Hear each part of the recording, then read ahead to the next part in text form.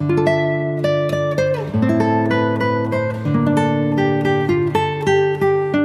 Guys, welcome back to my channel. So guys, आज मैं आपके लिए लेके आया Tale of the Nine Tail season 2 के एपिसोड 5 के एक्सप्लेनेशन। अगर आपने इससे पहले के एपिसोड नहीं देखे तो आप उन्हें हमारे चैनल पे जाके देख सकते हैं, और साथ ही में मैं उन वीडियो के लिंक नीचे डिस्क्रिप्शन में भी दे दूंगा, तो आप उन्हें भी चेकआउट कर सकते हैं। और मैं आपको रैंडम सीन हटाकर मेन स्टोरी के हिसाब से एक्सप्लेन करूंगा। एपिसोड 5 की स्टार्टिंग में हमें यहाँ दिखाया जाता है कि यहाँ पे रैम और योंग ना उन सभी लोगों को यहाँ पे मजा चखा रहे थे, जो कि असल में उस बेबी को उनसे लेने आए थे। और साथ ही में वो अपनी सुपरनेचुरल पावर का यूज करके ना इन सभी लोगों की याददाश्त को भी मिटा देते हैं। वही यहाँ पे होनजुन ना असल में यहाँ पे 1938 वाले योंग के पास चली गई थी, जो कि यहाँ पे पूरी तरह से ना नशे में धुत पड़ा हुआ था, जहाँ की वो असल में ना यहाँ पे योन को याद कर रहा था। तो इसे सुन के यहाँ पे होनजू को तो पहले बार गुस्सा आने लग जाता है, पर जैसे ही वो यहाँ पे जाने लगती है ना, तो वो यहाँ पे ना असल में उसे पीछे से हक करके उससे कह रहा था कि प्लीज मुझे छोड़ के मत जाओ। पर जैसे ही वो यहाँ पे फिर से दोबारा से योंग का नाम लेता है,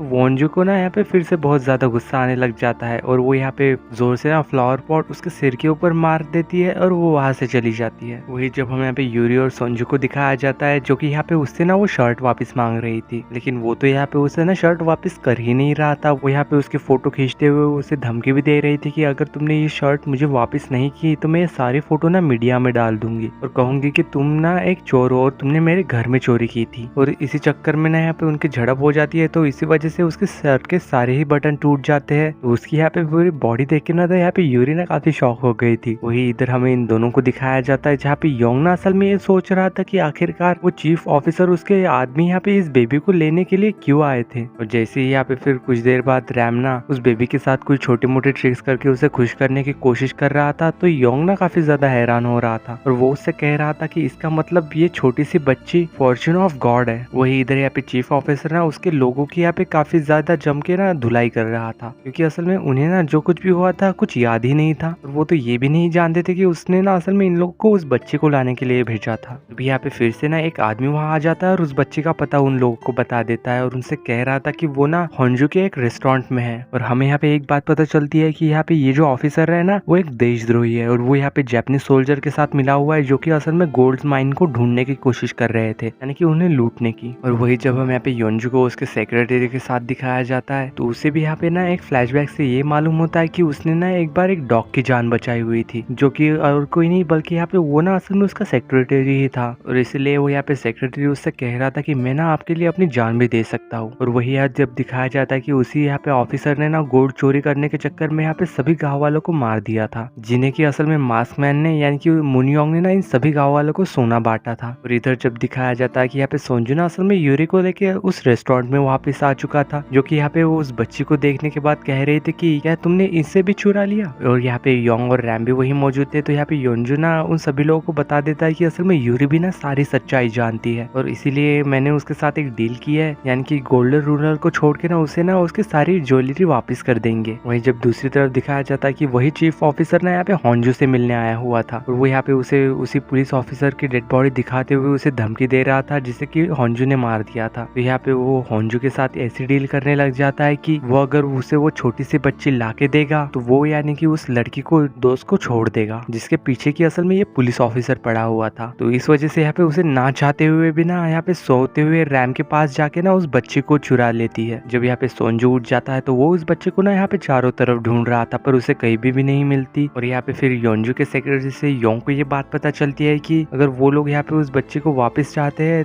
तो उसके लिए यहाँ पे उन्हें ना पुलिस ऑफिसर के कैद से उस जूही को छुड़ाना होगा, यानी कि उसी लड़की को। यहाँ पे वो बच्ची को लेके ना वो लोग फिर यहाँ पे उस आदमी के पास पहुंच जाते हैं, और वो भी यहाँ पे फिर ना असल में उन लोगों को यहाँ गोल्ड माइन का पता बता देता है, जैसा कि उसने वादा किया था। और जब यहाँ पे नेक्स्ट डे वो लोग सभी लोकेशन पे पहुंच जाते हैं, तो उन नदी के अंदर जाके ना यहाँ पे गोल्ड निकालने की कोशिश कर रहे थे, लेकिन यहाँ पे उन लोगों को तो यहाँ कुछ भी नहीं मिलता। पर जैसे ही यहाँ पे वो आदमी ना वहां जाता है, तो उसे यहाँ पे ना गोल्ड मिलने लग जाता है, जिसे देखते ही यहाँ पे सब लोग ना काफी खुश हो रहे थे। और तभी हम यहाँ पे एक फ्लैशबैक ने ना ना एक सीन दिखाया जाता है जिसमें कि हंजू ना बेबी को यहाँ से ले जाने से पहले ही योंग और रैम को मार मार के ना उठा देती है और उसने ना फिर उन दोनों को सारी सच्चाई बता दी थी। जिसके बाद असल में उन लोगों ने प्लान बनाया था कि जूली और बच्ची को वो दोनों को ही बचाएंगे कैसे भी करके। वही जब नेक्स्ट डे दिखाया जाता है कि यहाँ पे सुजुना और योंग नकली पुलिस वाले बन के जैसे तैसे करके ना वो यहाँ पे जूली को बचाने के लिए पहुंच जाते हैं और वो यहाँ पे उसे बचा के जब वहां से ले जा रहे थे तभी यहाँ पे ना असल में वहाँ के लोग उन दोनों को पहचान लेते हैं और वो यहाँ पे फिर वो लोग जूली को अपने साथ बिठा के गाड़ी में कहीं ले जा रहे थे और साथ ही में यहाँ पे उसे ना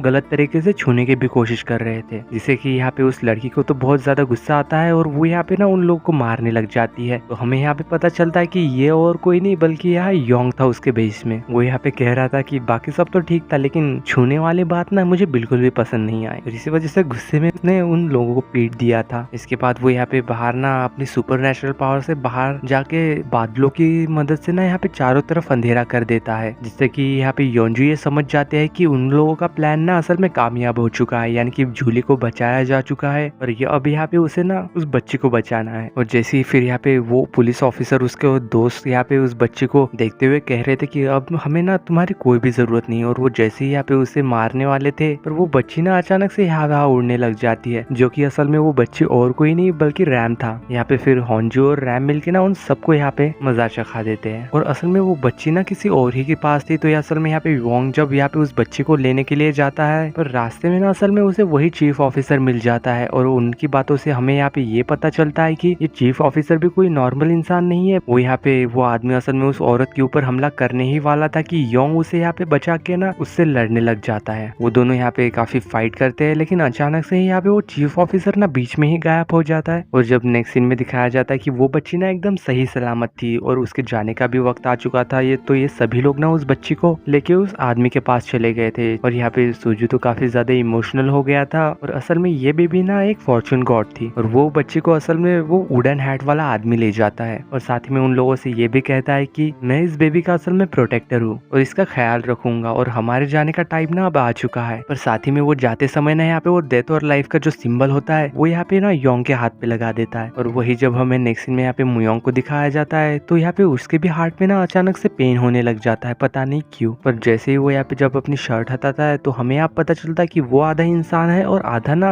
स्टोन बन चुका है, यानी कि वो अभी भी कम्प्लीटली हील नहीं हुआ था। और इधर यहाँ पे किंग ऑफ हेल से मिलने के बाद ना वो यहाँ पे उनसे मदद मांगते हुए कह रहा था कि मैं इसके बदले में आपको ना कुछ भी दे सकता हूँ, मैं अपने सोल भी आपको दे सकता हूँ। तो यहाँ पे किंग ऑफ हेल भी ना उसे ना एक लाल कलर की पोटली दे देता है। और वही जब नेक्स्ट डे हमें यहाँ दिखाया जाता है कि यहाँ पे ये दोनों ना यानी कि वो मरमेड और यहाँ पे रैम ना असल में मिलने वाले थे और साथ ही में दिखाया जाता है कि यहाँ पे रैम और सेजुना भी वहाँ आए थे उसे छेड़ने के लिए। तो असल में ये दोनों ना उन दोनों से पीछा छुड़ाते हुए दोबारा से ना उसी बार में जाके मिलते हैं जहाँ मरमेड ना असल में वहाँ गाना गाया करती थी और वो यहाँ पे अब भी एक काफी अच्छा सा गाना गाती है। और योंग और सेजुन भी कहाँ मानने वाले थे, वो भी यहाँ पे उसका पीछा करते हुए ना वहाँ पे पहुंच गए थे। तभी यहाँ पे एक लेडी आके ना रैम के पास बैठ जाती है और वो उसे छूने लग जाती है। तो ये देखते ही यहाँ पे ना मरमेड को तो काफी ज्यादा गुस्सा आता है और वो काफी जोर से चिल्लाने लग जाती है और वो यहाँ पे देखते ही देखते ना सभी शीशे की चीजें ना टूटने लग गई थी। तो यहाँ पे उसकी ऐसी पावर को देख के ना यहाँ पे रैम तो काफी ज्यादा इम्प्रेस हो गया था और साथ ही में काफी ज्यादा खुश भी। और यहाँ पे योंग और सीजुन भी वहीं पे छुपके से ना यहाँ पे इन दोनों को देख रहे थे। रैम भी ये बात जानता था इसलिए वो हारी को लेके ना वहां से भाग जाता है। तो ये दोनों भी उसके पीछे भागने लग जाते हैं और यहाँ मरमेड और रैम ना कहीं जाके छुप जाते हैं और ये अपना क्वालिटी टाइम साथ में स्पेंड करते हैं और साथ ही में दोनों ना साथ में काफी खुश भी थे। और जैसे ही फिर हमें यहाँ पे योंग को दिखाया जाता है, वो जब यहाँ पे रेस्टोरेंट में वापस जाता है ना वो यहाँ पे मुयोंग को वहाँ पे देखता है। वो यहाँ पे उसे देख के ना काफी शॉक हो गया था। और इसी सीन के साथ Tale of the Nine Tail के एपिसोड 5 की ना एंडिंग होती है। अगर वीडियो अच्छी लगी हो तो लाइक शेयर सब्सक्राइब जरूर करना। मिलते हैं नेक्स्ट वीडियो में, तब तक के लिए बाय।